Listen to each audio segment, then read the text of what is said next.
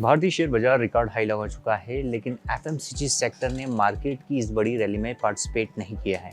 इस सेक्टर के चुनिंदा शेयरों जैसे नेस्ले, एचयूएल, डाबर और मैरिको ने जीएसटी दरों में बदलाव के बाद तेजी दिखाई थी, लेकिन यहाँ ज़्यादा समय तक टिक नहीं सकी।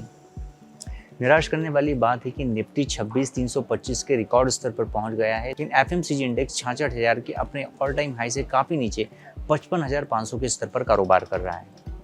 आखिर क्या वजह है कि इनकम टैक्स में कटौती और जीएसटी दरों में बदलाव के बावजूद इस सेक्टर के शेयर नहीं चल पाए?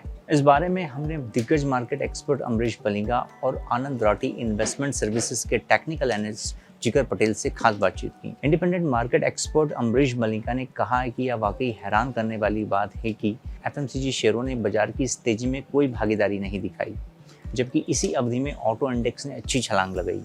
अमरीश बलिंगा का मानना है कि एफएमसीजी सेक्टर में फिलहाल पिछली तिमाहियों का दबाव देखने को मिल रहा है और जीएसटी दरों में कटौती का फायदा अगली तिमाही से देखने को मिलेगा। ऐसे में तीसरी तिमाही के नतीजों में कंपनियों की सेल्स और वॉल्यूम से इस सेक्टर को एक नई दिशा मिलेगी। अमरीश बलिंगा का कहना है कि मौजूदा स्तरों पर एफएमसीजी शेयरों में खरीदारी का अच्छा मौका है, यहाँ से एक अच्छी अपसाइड की संभावना है। उन्होंने कहा एफएमसीजी सेक्टर में डाबर, ज्योति लैब्स उनकी पसंदीदा पिक्स हैं। वहीं आईटीसी के शेयरों को लेकर उन्होंने कहा है कि इस स्टॉक के बारे में तंबाकू प्रोडक्ट्स पर टैक्स से जुड़ी स्पष्टता को लेकर निवेशक असमंजस में थे। हालांकि सरकार ने 2 नए बिलों को पेश कर स्थिति साफ कर दी है और मोटे तौर पर सिगरेट व तंबाकू जैसे उत्पादों पर टैक्स की जो दरें हैं वही रहेंगी।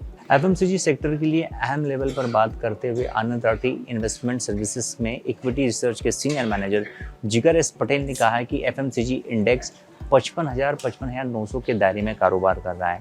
ऐसे में 55,900 से ऊपर ब्रेकआउट आने की संभावना है और फिर यह इंडेक्स 56,700 की ओर जा सकता है। वहीं जिगर पटेल ने एफएमसीजी सेक्टर पर अपनी पसंदीदा टेक्निकल पिक के तौर पर वरुण बेवरेजेस को चुना है।